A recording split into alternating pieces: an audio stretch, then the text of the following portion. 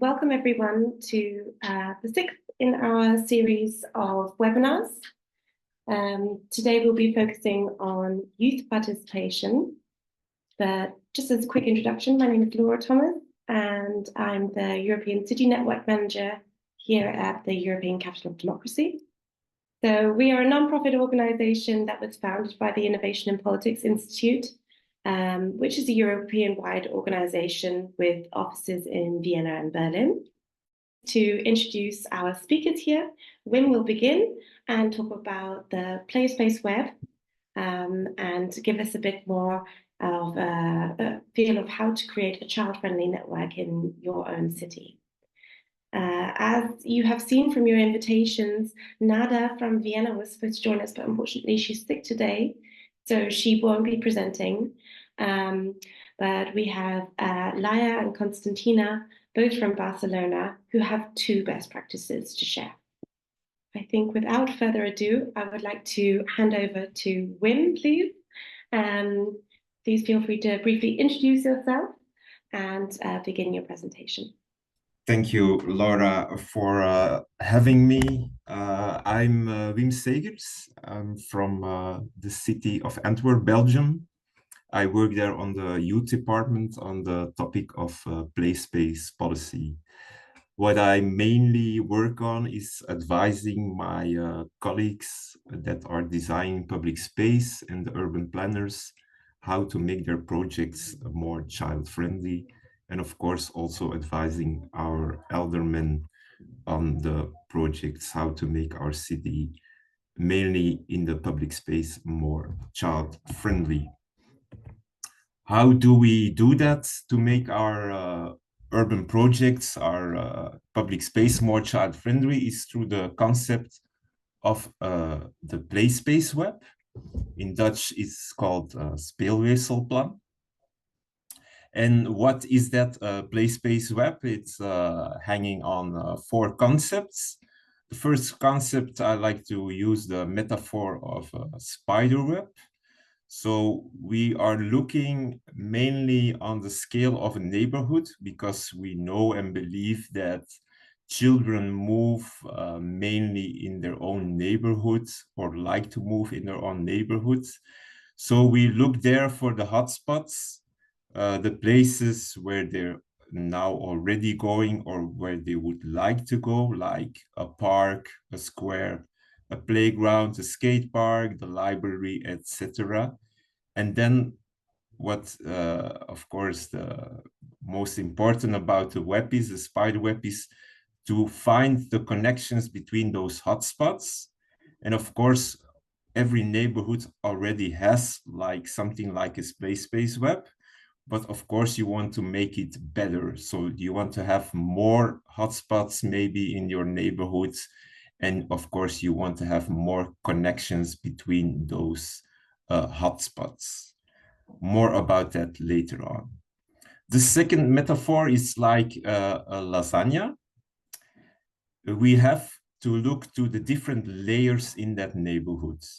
So one layer could be about mobility, of course, is very important when you talk about public space. The next one could be the layer about green infrastructure. It could be about road safety. It could be about the demographics, about the number of playgrounds you have in that neighborhood. So you look at them every layer apart, and then of course how they work together in that neighborhood. What's good about it already, what's bad about it, and how you can improve it in that neighborhood.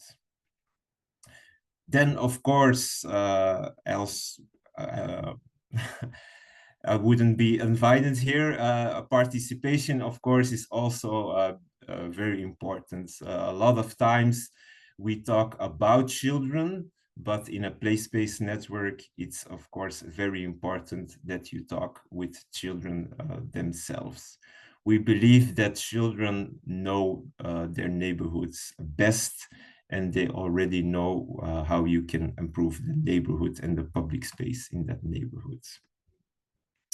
What's also very important is, like, I work at the youth department, that not only the youth department works on this project, but that you involve as much stakeholders as possible.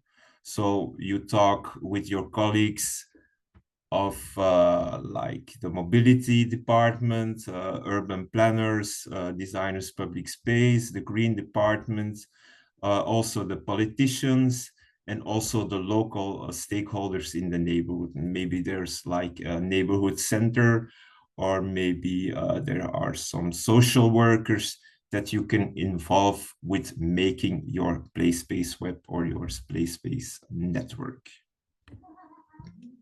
So what's, I think, the most innovating about the play space web is that we do not only discuss about playgrounds, but we also talk about the connections between those hotspots.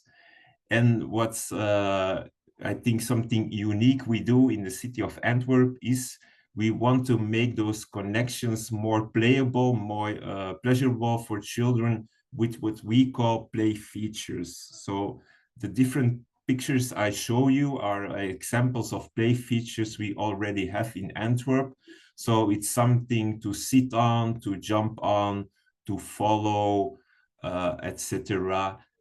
Between those hotspots on your way to school or something else. So this is what I just said, more in a scheme. So we want to involve from just going, simply going from A to B. We want, like in the drawing at the bottom, we want to make it more pleasurable. Maybe you want to make a little, even want to make a little detour because it's so nice to walk the other way, because it's you have more opportunities to meet other children, to play somewhere, to see something on the way to school or to the shops or something. So an example like this, you can combine it with some green infrastructure, for example. So how do we make such a play space network or web? We have like two big phases. The first in the beginning is like we make a SWOT analysis, and we have then a first round of participation. Then in the second phase, so we know what existing play space web is. We want to go to the ideal situation with some proposals and some actions, small actions, but also big projects we can suggest to go to the ideal situation, to the ideal play space web for that neighborhoods. Another example, you can combine play features to also make it suitable for skaters and steps. Like I told you, of course, children know their neighborhood very well. So we want to, through participation, we want to get their knowledge, what they know about it, how they already, which routes they already use now. For instance, how do they go from home to school, or how do they go from home to their leisure, like their sports clubs or their youth movement or something else, the swimming pool. And then, as you can see on the picture right top, we ask them to draw it on a map. And like, for instance, when they go by foot, we ask them to do it in green. When they use bike, to use another color for public transport, and another color when they are brought by car.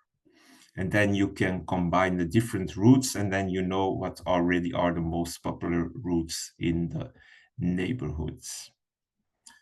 This is a pilot project in our city. It's called Garden Streets. It's called a new kind of way to design our streets because of climate adaptation. And of course, that's a very big chance to also make your city more child-friendly, to use it in combination with climate adaptation. Another way of participation could be to go, especially when you have youth work in the neighborhood, to go with a little group of children or teenagers, to just go around in the neighborhood and ask, for instance, what's the most popular place in their neighborhood, or what's the worst place in the neighborhood. Another way, so something you can do is you can say, okay, if I would give you 20 euros now, what would you do with this group? Of course, maybe that's not so good, but mostly then they say, okay, then we go to that shop and then we buy some Red Bull and chips or something. Another way you can play with climate adaptation is to make every time you build a new fountain or you have to renovate one, to make it playable, that people can use it. So it's not just for showing off or to sit at the side, but you can really use your fountains in the city. Another way of participation, I think, is observating. So you and your colleagues can just walk around in the neighborhood you're working on and make observations. How do people, and especially children, of course, already use or don't use them public spaces, and which problems do they encounter when they are using public space in your neighborhoods? Complementary to your participation, what we like to use very much in the city of Antwerp is geodata. Maybe some of you don't know it. Mostly of the time it's called GIS. It's our Geographic Information System. So it's the combination of data on maps. And in the city of Antwerp, our colleagues, we are very proud of them. They are very good at it.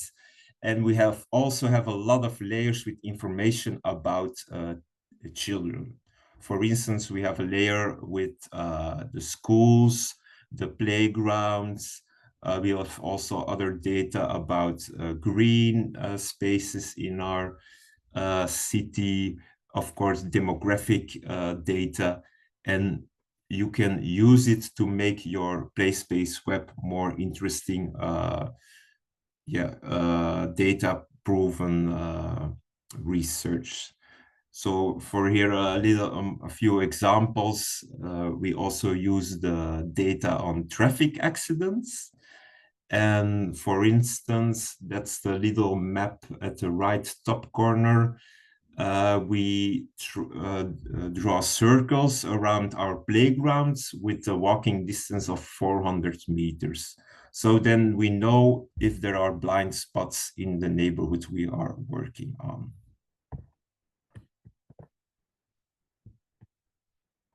So a little bit more about those connections, as I think I already mentioned. So we are trying to make as much as possible connections between those hotspots.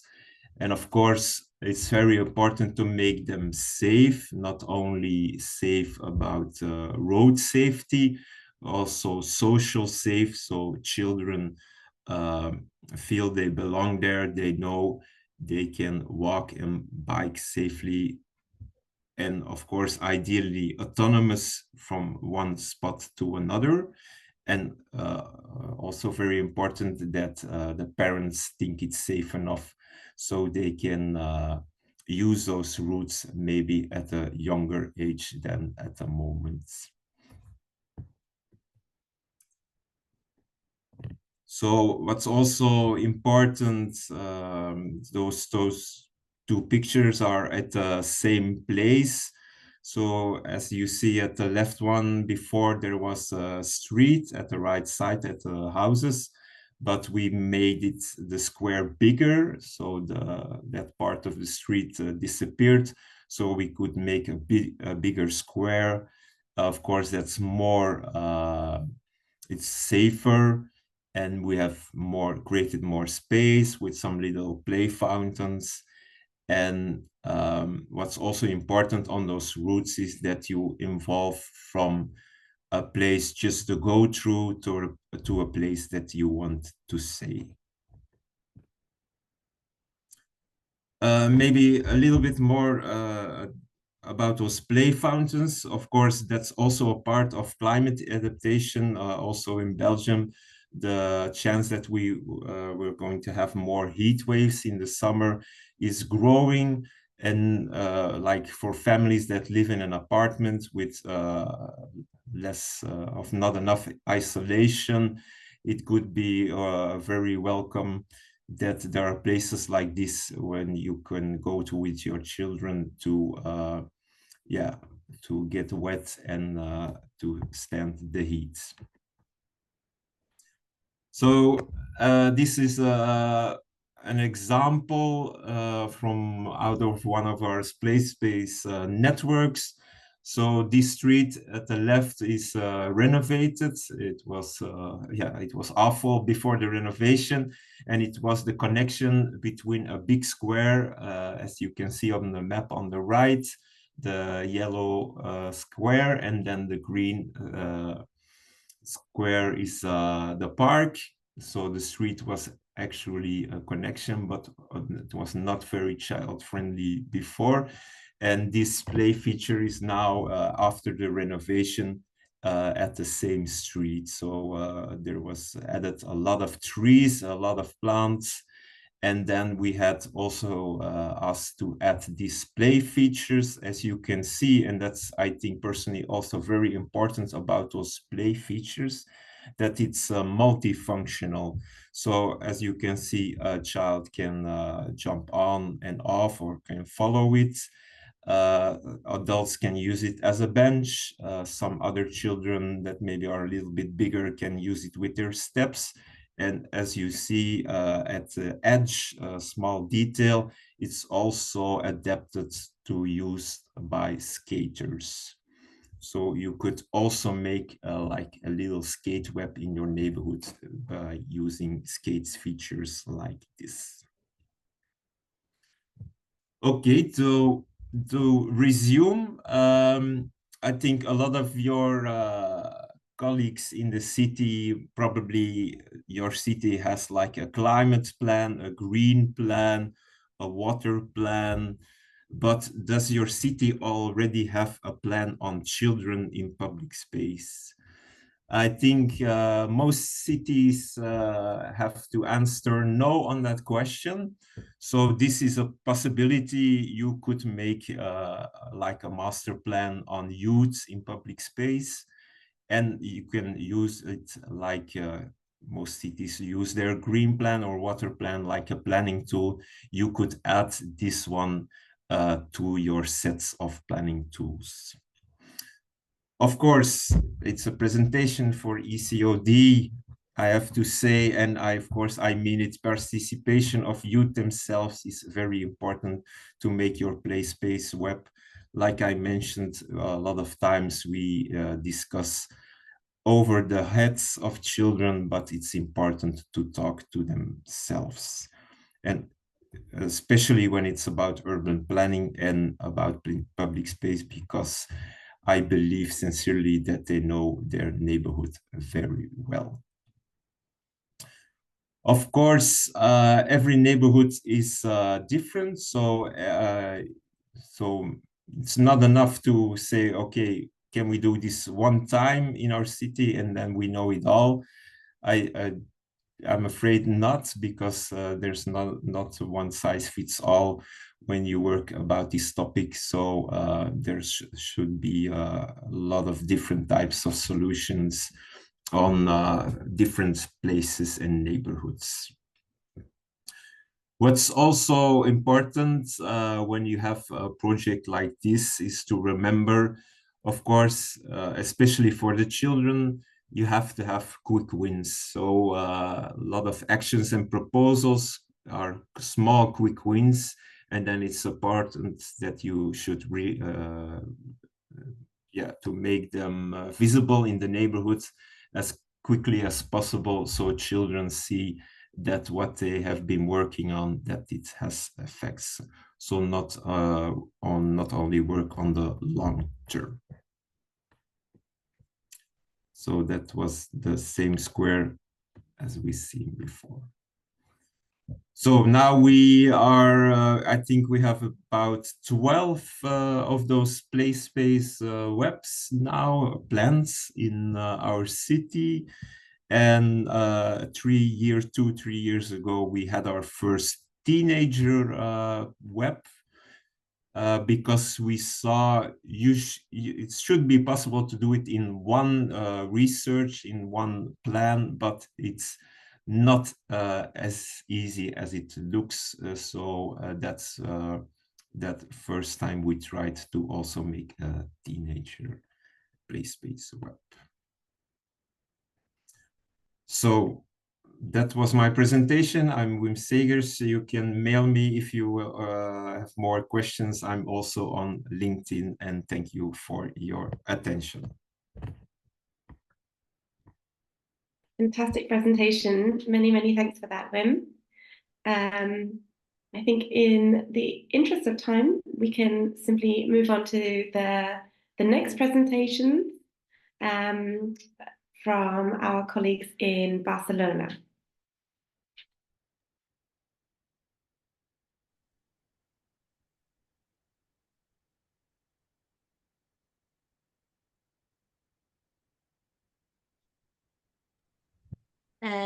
Hello. You see everything correctly? It's everyone can hear. Okay, thank you very much. Hello to everyone that is joining this seminar. My name is Laia Pineda. I am the director of the Institut Infància i Adolescència de Barcelona, which is a public agency devoted to providing knowledge and to accompany local authorities in their role as guarantors of the rights of children and adolescents in the city, with the aim to transform the city, to make it more suitable and setting for childhood and adolescence. The City Council is our promoter. And Konstantina, if you want to introduce yourself. Yes, of course. Hi, my name is Konstantina Chrysostomou. I'm forming part of the group that coordinates the Volem Decidir project. The promoter is the Municipality of Barcelona, and the executor of the project is the estel co-operative, which I form part. Now, Konstantina and me are going to present two of Barcelona's recent experiences with children's participation.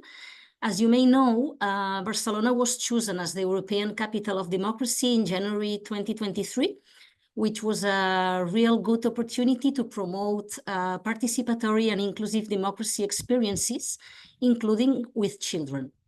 But fortunately, it's not the first time Barcelona is promoting children's participations, but it's been doing for many years and has multiple and diverse experiences with children's participation.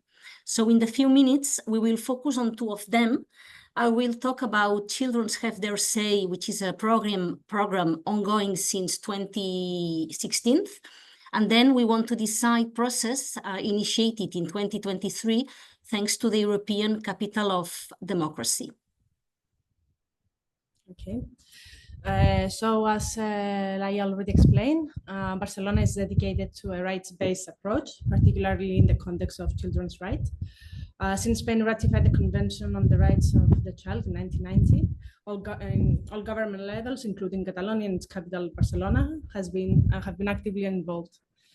As highlighted on the slide, Barcelona has developed robust legal frameworks, strategies, and plans to ensure children's rights participation. These efforts are a core part of the Barcelona Plan for Childhood and Adolescence.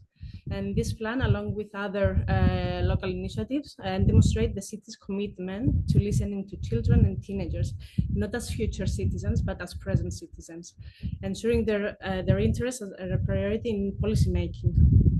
And through these efforts, Barcelona upholds its duty to enforce and promote the rights of boys and girls to be heard and considered. So in the next slides, Laia will explain the Children Have Their Say program, detailing how it empowers young voices in Barcelona. And following that, I will guide you through the We Want to Decide project, showcasing our commitment to enabling children's and adolescent participation in decision-making processes. Thank you, Konstantina. We wanted to highlight this commitment of the city many years before being the capital of democracy. And that's, for instance, the case of Children Have Their Say. This is a program that has three main objectives that are developed in a circular phase. Once phase 3 is over, we start again with phase 1. And since 2016, we almost completed 2 editions of this program. First one, run it in 2016 to 2020, and second edition, which is now ongoing from 2021 to 2025. First objective, as you can see in the slide, is to understand children's well-being. And to achieve this goal, it's important we can use a tested questionnaire that we based on the International Project Children's Worlds Project. And as you can see, we surveyed 5,300 children aged 8 to 11 from 65 different primary schools. That meant a very important and representative sample. Goal 2 is to interpret the results with children, expertise and views, and to call them for action through their suggestions for improvement. We did this through 38 hands-on workshops where they participated 2,000 children aged 10 to 11 from 38 schools. These children had been surveyed in the former school course. We end phase 2 with what we call the children's agenda. I will talk about this agenda later on, which summarizes all the research findings from phases 1 and 2, and it also presents children demands and proposals for improvement for a better life and a guarantee of rights in Barcelona City. Finally, with objective 3, the aim is to open dialogue with peers and especially with adult representatives. And we do it first with what we call the School Spoke Kids group, which open dialogues between children and their school community. For example, children meet their peers, they meet their families, and also all the school staff, each in a different dialogue, and they present their agenda and their proposals for action. The aim of this School Spoke Kid group is to get commitments from adults to improve their well-being with concrete and tangible changes. We run in 13 schools the Spoke Kid group, and at that time they are aged 10 to 11, and all boys and girls. And finally, we open dialogue with another group, the City Spoke Kid group. All the children of the City Spoke Kid group has been member of the School Spoke Kid group. And with them, we open dialogue with representatives of political groups and social platforms in the city, starting with the mayor. You will see then the picture of when we opened this City Spoke group just in June, so it's very recent. And the aim with the City Spoke Kid group is to get commitment from political and social representatives to improve children's well-being in Barcelona. The City Spoke Kid groups is formed by 30 boys and girls. They are aged 10 to 11, but some they will end being 12. An important principle of all the program is that it acknowledges that boys and girls have their own abilities to be key informants. That is demonstrated through the survey and the focus groups. Also that they can be researchers because they are co-interpreting the survey results. When we do the workshops, there is a time for co-interpreting the results with children, and also to act as significant citizens with their own views and taking a leading role in constructing their own agenda and establishing dialogues with adults. We can identify 5 main interests of this program. First of them is that participation is a part of a broad and representative research process that underpins the content of children's participation with a rigorous evidence base. This for us is very important because it's evidence-based. All the agenda comes from this research process. Then, second point of interest is that it guarantees that children's perspectives is in all phases of the progress.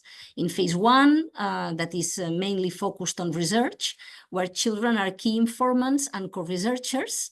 And then in stage 3, that is mainly of participation, where children are in charge of disseminating and discussing the proposals of their agenda.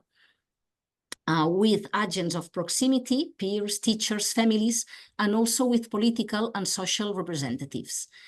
Then the third main point is that the knowledge generated is translated into action plan that makes children's citizenship and political empowerment visible and tangible. The knowledge gained in phase 1 and 2 will be translated into an action plan that makes these children's citizenship and political empowerment very visible. The dissemination and advocacy of children's agenda will be carried out by children themselves through the various children's spoke groups, both in school and also at the city level. And we think that both are key channels for making their right to participation effective, as it is asked in the Children's Rights Convention. The fourth main point is that the program is periodic, which reflects this city commitment to open up the possibility of deepening knowledge and also to improve all the participatory process. We made several changes between first edition and second editions. And in parallel, we also generate research on how to build better participation channels in the city and to really move to models of authentic child participation.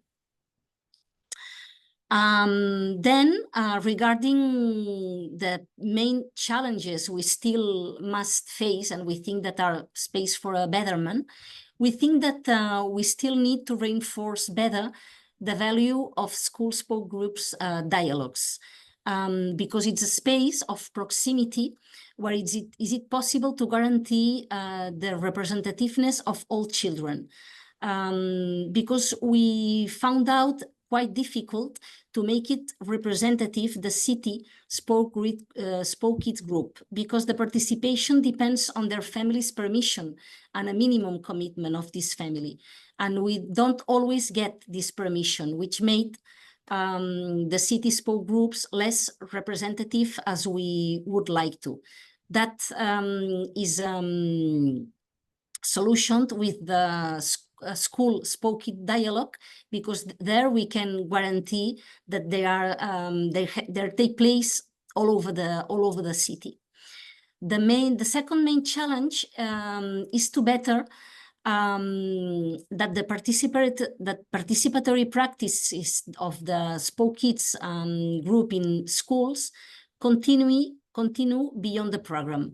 It's important that the program deepens the participatory commitment of the school, and that it has been a real invitation to establish these horizontals and regular dialogues between adults and children in schools beyond the program. The fourth point is to better prepare adults for dialogue with children.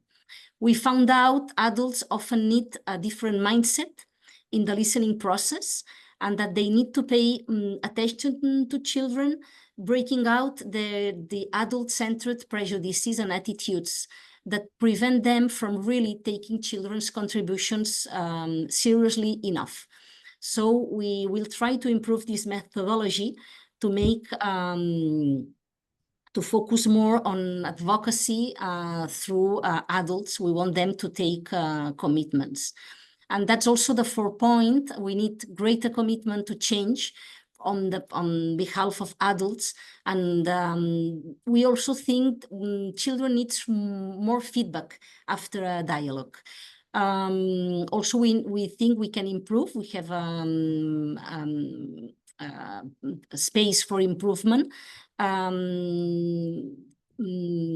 to have a greater commitment to change from the part of adults, also some kind of communication after the dialogue. We think that we need more concrete and tangible commitments for change from adults, because this is important for children, and success in influencing their immediate environment makes stronger their perception of usefulness, of participation, and their sense of citizen. I like it from former presentation when he shows the importance, or remember the importance of these quick wins. And yeah, finally, to end with the presentation, these are the 11 children's demands, political demands. They are asking the city to take care of their family life. They think there is a space for improvement in this area. Also, to work together to end bullying. This is something that where children feels it's really important. Then they ask to take care of their safety, and that we don't allow any kind of violence against children. Also, they ask for more emotional support and less pressure on how to be, how they are expected to be. Also, more help using screens safely and without getting addicted.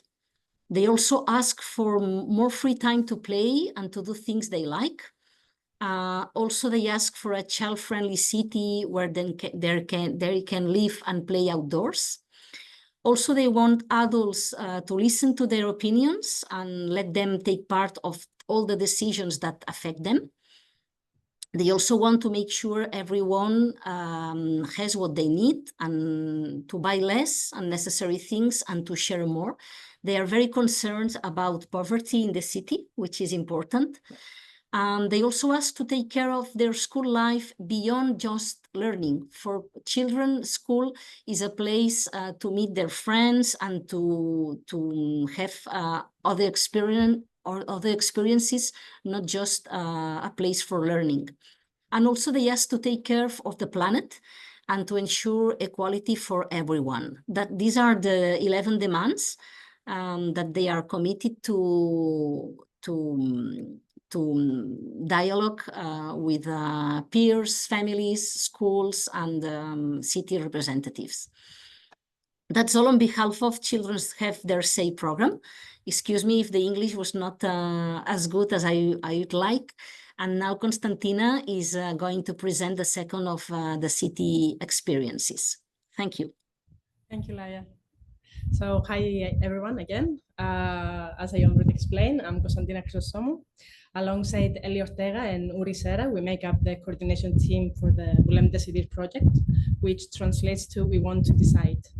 Our team includes the Municipality of Barcelona, which is a project's promoter, as I already explained, and the estel cooperative, which is a project's executor.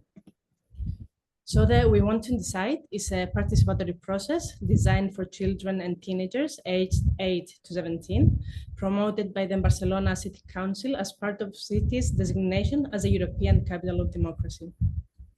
Running from February to June 2024, with a follow-up phase in 24-25, the project aims to establish new spaces for youth participation in the city. Its goals include empowering young people to engage actively in civic matters, emphasizing the importance of their perspectives in shaping Barcelona's present and future. So young participants were invited to share their ideas on how they want to participate in the city, on which topics, and in what ways. So throughout this process, we have made significant strides in promoting youth participation. In the first phase, we conducted 107 workshops in educational centers and public facilities related to children, each consisting of 3 consecutive sessions focusing on community, topics, and participation. Each session was accompanied by various materials like cards and boards, table boards, that gamified the experience. In the second phase, we hosted 9 Agora sessions where representatives from schools and public facilities came together for the first time. During these Agoras, participants prioritized the topics that mattered most to them and developed their proposals in mixed groups. Finally, they presented their ideas to the community using an open microphone in public space, creating a vibrant and engaging experience with the locals. So in the third phase, we held a festive closing session. We met the mayor to present the proposals, and additionally, we established a monitoring committee consisting of 20 young people to ensure ongoing engagement. So a total of 741 children and teenagers from 37 different groups and 10 districts took part in this project. This includes 15 educational centers, 6 youth facilities, and 2 organizations related to children. So we had a big diversity of profiles. Our approach includes several important methodological aspects that we would like to explain. First, we created specific educational material for workshops that are adaptable and easy to replicate. Each one of the 3 workshops focus on different questions. The first explored community belonging, in which communities do they feel like they belong or they would like to belong. The second prioritized key topics for the participants. In the case of children, we took the children agenda that Laia already explained. In the case of teenagers, we took the results from the participatory process of Adolescence Citizen of Barcelona, which took place in 2020 to 2022. And then in the third session, we addressed what they need to participate effectively in their city, how they imagine the space. Is it physical, digital, how often they meet, who participates, etc., etc. Furthermore, during the Agora sessions, the importance of open microphone in public spaces has been highlighted as it promotes inclusive discussion. The youngsters felt really comfortable in taking the microphone and speaking up their voices and their thoughts to public, sharing their ideas and their opinions about their city, how they imagine their city in front of their peers. And moreover, for the first time, we involved various public facilities and organizations related to children in the process through self-guided workshop materials and videos. Because until now, the participatory process related to children and teenagers, it was focused mostly on educational centers. And now we found the opportunity to open it up to the public facilities. Okay, so to ensure the institutional collaboration, we worked closely with the City Council's Children's Participation Steering Group and projects like I'm Citizen and Children Have Their Say, previously presented by Laia. And in terms of dissemination, we use the online platform, the City in Barcelona, to make the process results visible to the city. There in the City in Barcelona, you can find all the participatory process that taking place in Barcelona. So if you visit the website, you will find there the results from this process. And additionally, the website of the European Capital of Democracy was utilized for preparations and registrations of educational centers and public facilities. Moreover, the process has been covered by many local media, either as interviews to children, to the coordinators, etc., like explaining the whole experience. And finally, to ensure ongoing engagement for the next school year, we established a monitoring committee. And as we already explained, 20 children and teenagers are already registered as they explain their interest on forming part of the monitoring committee. Now, before presenting the result, it's important to note that our approach built on topics prioritized by children and teenagers in earlier processes, ensuring continuity between the municipalities' programs. We didn't want to start from the scratch. This is important. So for ages 8 to 11, key topics that considers them the most include bullying, poverty, animal cruelty. The last one, it's a new one. You will not find it in the children's agenda. And then for ages 12 to 17, the focus is on well-being, leisure activities, and public spaces. These topics are those that considers them the most, that they want to participate and bringing their opinion on these topics. Regarding participation proposals on how they imagine their spaces of participation, for ages 8 to 11, the most prioritized ideas included creating a children-friendly app for voting and submitting proposals, launching a YouTube channel to share information about their city, and conducting interviews and surveys to gather their opinions. For ages 12 to 17, the top proposals focus on opening sports centers and playgrounds as additional civic spaces, creating social media platforms for participation, and developing participatory projects in more city topics, the ones that we mentioned before. So despite the differences in the topics, the proposals for participation mechanisms share common themes such as voting systems, digital platforms, and participation councils. Now, looking ahead, we'll hold a political technical meeting to finalize the implementation plan for the proposals. Then we want to decide participatory budgets will take place in September with Agora sessions for children aged 8 to 13 to vote on investment proposals. And last but not least, we will maintain ongoing engagement through regular meetings of the monitoring committee. And now what's better than having the participants themselves explaining the project?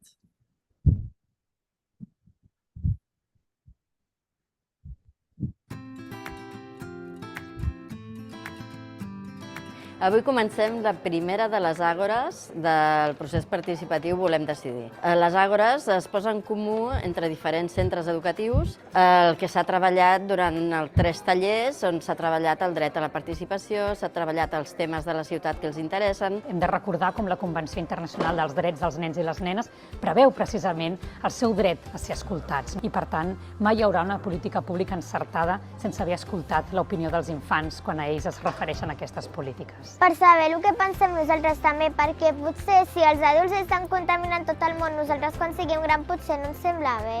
Doncs hem fet les votacions a partir d'uns gots que estaven al voltant de les propostes i hem anat posant carmels que eren de diferents colors i després hem fet com un debat on hem plantejat més idees y hemos arribat com a un punt final. Los jóvenes tienen opiniones como muy variadas y creo que se deberían de escuchar todas. Opinions són opinions i cadascú té la seva i no hauria mai de ser jutjat per això. Viuen en aquesta ciutat i experimenten en aquesta ciutat i ho tenen molt clar cap a on volen anar. Tenim moltes coses a dir, hem de ser escoltats i hem de tenir una veu. Potser no a la nostra generació, però per altres generacions adolescents que puguin tenir més veu davant l'Ajuntament. A mi el que més em preocupa és la pobresa i el bullying. Crec que tothom tindria que tindre un sostre on viure. Le podríamos dar una casa donde vivir, ropa... Un refugio, se duchen, se bañen y que le den sus necesidades. Ficar psicòlegs a l'escola. Els hi puc dir el que penses sense que ningú més ho sàpiga. Ens hem quedat gratament sorpresos en com els infants són capaços, a edats molt tempranes, d'entendre quina és la manera de participar i entendre també l'escala de valors que tenen des de ben petits i quines són les seves prioritats. Si a mi el meu barri em dona l'oportunitat d'estar involucrat en la situació política del barri, doncs això fomentarà el meu sentiment d'estima cap al barri i el sentiment de voler-me quedar en ell. Que reivindiquin quines són les seves necessitats per ser feliços. La nostra responsabilitat és garantir la felicitat de tots els nens i nenes de Barcelona. A partir d'aquí es presentaran totes aquestes propostes a l'alcalde perquè el seu equip acabi de decidir quines es poden tirar endavant amb l'objectiu de crear un espai de participació estable on infants i adolescents puguin participar periòdicament en temes relacionats amb la ciutat. Avui hem anat a l'Ajuntament i hem parlat amb l'alcalde per saber si havia rebut les nostres peticions, perquè volíem dir-li dubtes des de fa moltes setmanes i conèixer-lo també una mica. Debatre és una cosa natural de l'ésser humà i s'ha de parlar. Si no es parla, no es soluciona.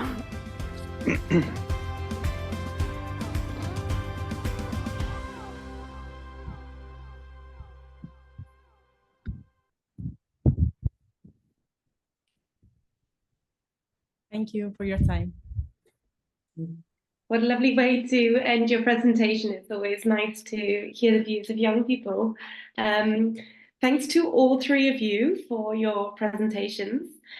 The City Network is a network of 21 member cities across 13 European countries.